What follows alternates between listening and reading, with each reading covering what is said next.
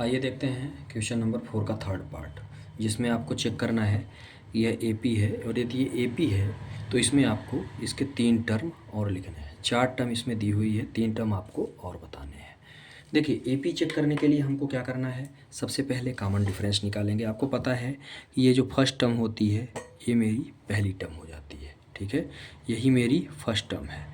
अब डी निकालने के लिए हम क्या करते हैं, सेकंड टर्म में फर्स्ट टर्म को माइनस करते हैं, मतलब यह है कि अगली टर्म में पिछली टर्म को माइनस कर देते हैं, वहाँ से मुझे कॉमन डिफरेंस का पता लगता है। और मिनिमम हम 2 चीज़ें निकालते हैं, यहाँ पे हम तीनों भी निकाल के चेक कर सकते हैं।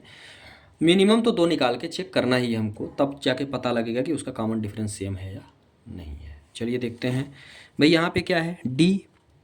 डी का मतलब क्या हुआ कि इसमें से इसको घटाएंगे, मतलब A2 में से हम क्या करेंगे, ए को माइनस करेंगे। सेकंड वाला भी, इसमें तीनों निकाल लेते हैं, है ना। तो इसमें से इसको घटाएंगे, मतलब क्या हुआ A3 में से हम क्या करेंगे, A2 को माइनस करेंगे। फिर इसके बाद A4 में से A3 को माइनस करेंगे। बात समझ में आ गई।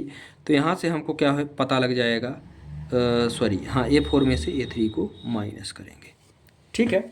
देखिए यहाँ पे क्या दिया हुआ है, पहला A2 है मतलब 3.2 और माइनस का क्या दिया है, माइनस का 1.2, तो ये हो जाएगा माइनस का 1.2, है ना। यदि मैं इसको सॉल्व करूँ तो यहाँ पे क्या आएगा, 3.2 तो ऑलरेडी है, कोई दिक्कत नहीं है, और माइनस माइनस ये क्या हो गया, प्लस हो गया। कितना आ गया, 1.2। तो ये कितना हो गया, ये आपको सॉरी, यहाँ पे माइनस का 3.2 है, तो यहाँ भी हमारा क्या हो जाएगा, माइनस का 3.2, तो ये हो गया माइनस का 3.2। तो माइनस माइनस प्लस हुआ, तो इसको यदि हम सॉल्व करेंगे तो 1.2 यदि गया तो यहाँ पे हमको कितना मिलेगा, 3.2 में से, तो यहाँ पे बच गया मेरा माइनस का 2। अगले को भी सेम कहानी ऐसे ही चेक करने वाले हैं अपन। तो A3 माइनस A2, तो A3 माइनस A2 क्या है, माइनस का 5.2 है ना, माइनस का 5.2 माइनस का 3.2, तो यहाँ पे क्या बचा, माइनस का 5.2 है यहाँ पे, और यहाँ हो गया प्लस का 3.2, है ना। 5 में से 3 को घटाएंगे, 0.2 कट गया, 5 में से 3 को घटाएंगे तो यहाँ भी मेरा -2 बचेगा। क्यों, क्योंकि बड़ी संख्या में माइनस का साइन है। सेम कहानी आगे चलते हैं, यही कहानी यहाँ भी करके चेक कर लेते हैं। पिछले प्रश्नों में तो हमने सिर्फ 2 ही करके चेक किया है, यहाँ भी करके चेक कर लेते हैं क्या कॉमन डिफरेंस सेम है। इसको भी तो 7.2, और यहाँ भी वही कहानी होगी, क्या होगी भैया, यहाँ माइनस है, सॉरी माइनस है, और यहाँ पे भी मेरा माइनस का 5.2 है। यदि मैं इसको सॉल्व करूँ तो ये माइनस का 7.2 तो मेरा जैसा है वैसे ही उतर जाएगा, इसको कुछ करना है नहीं। माइनस माइनस हो गया प्लस, और क्या बचा 5.2, तो यदि मैं 2 हटा दें तो 7 में से 5 घटाएंगे तो यहाँ भी मुझे कितना बच गया, 2 बच गया। तो भाई इस तरह से यदि हम देखें तो इस प्रश्न में मेरा जो कॉमन डिफरेंस है वो क्या आ रहा है, वो सेम आ रहा है ना। यदि कॉमन डिफरेंस मेरा सेम आ रहा है तो यहाँ हम एक लाइन लिख देंगे इसके सापेक्ष में, common difference is same, common जो मेरा डिफरेंस है वो क्या है, सेम है। यदि मेरा कॉमन डिफरेंस सेम है तो यह मेरा एपी कहलाएगा। तो आप यहाँ लिख सकते हैं सो इट इज एपी। सबसे पहले तो यही चेक करना था कि क्या यह एपी है या नहीं है, तो आप यहाँ लिख देंगे सो इट इज एपी। यदि यह एपी है तो अब हम आगे क्या कर सकते हैं, अब हमको आगे 3 टर्म और बतानी है। तो चलिए देखते हैं भाई, यहाँ से क्या है 1 2 3 4 टर्म तो हमारे पास दी हुई हैं। अगली टर्म मेरी क्या कहलाती है, A5 कहलाती है ना। और A5 का फार्मूला क्या होता है भाई, A + 4D यही होता है ना, पहले भी बताया जा चुका है। तो A + 4D, A का मान मुझे दिया हुआ है माइनस का 1.2, इसीलिए पहले बता दिया था कि यह A कहलाता है ना। तो माइनस का 1.2 होता है, और +4 इंटू माइनस का 2, है ना, माइनस का 2। यदि मैं इसको सॉल्व करूंगा तो मुझे अगली टर्म क्या मिलने वाली है, ये देखते हैं अपन। ये तो 1.2 है, और भाई साहब इसको सॉल्व करेंगे अपन ना, तो यहाँ पे आ जाएगा 8। तो ये अगली टर्म क्या मिलने वाली है, अगली टर्म 7.2 के बाद मुझे मिलने वाली है 9.2। ठीक है, 8 में 1 जोड़ेंगे तो 9.2 आएगा। और ये 9.2 भाई साहब दोनों माइनस में आएंगे। क्यों?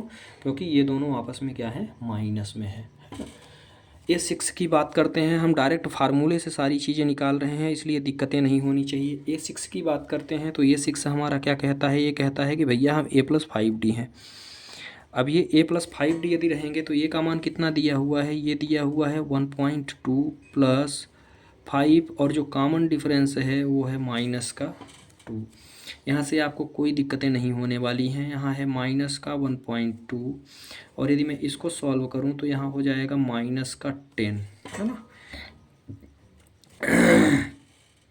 अब यहाँ से यदि हम आगे की कंडीशन देखें तो 10 में यदि मैं 1 को ऐड करता हूँ तो यहाँ पे मुझे कितना मिल जाएगा, ये मुझे मिल जाएगा -11.2। ठीक है, चलिए आगे की बात करते हैं। यदि मैं A7 निकालना चाहूँ, क्योंकि 3 टर्म मुझे कम से कम निकाल के बतानी है, तो A7 की बात करते हैं तो इसका फार्मूला मेरा होता है A+6D, है ना। A+6D होता है। देखिए, नंबर यदि पाना है तो आपको ये सारी चीज़ें सारे प्रोसेस करके बताने पड़ेंगे। निकालना तो मैं डायरेक्ट निकाल देता, भाई 1.2 है, 3.2 है, 2 ऐड हो रहा है तो सभी में 2 माइनस का ऐड करते चले जाओ, है ना। तो ये 9.2 आ जाएगा, 11.2 आ जाएगा, 13.2 आ जाएगा, वो अलग चीज़ है। सोल्यूशन करना है, यदि सारा नंबर पाना है तो आपको सारी प्रोसेस, सारे स्टेप्स आपको करके बताने पड़ेंगे। क्यों? क्योंकि मैथ में आपकी स्टेप मार्किंग होती है। ठीक है, ए बराबर दिया हुआ है 1.2, ए दिया हुआ है प्लस, ये क्या है 5 × -2, है ना। सॉरी, यहाँ पे 6 है ना, हाँ, तो यहाँ हो जाएगा 6। भाई इसको यदि मैं सॉल्व करूँगा ना तो ये आ गया 1.2 और माइनस का आ गया 16, 16 में 2 जा 12। यदि मैं इसको ऐड करना चाहूँ ना तो ये मुझे मिल जाएगा 13.2, जो मिलेगा दोनों वैल्यू माइनस में है तो ये मुझे मिल जाएगा माइनस में।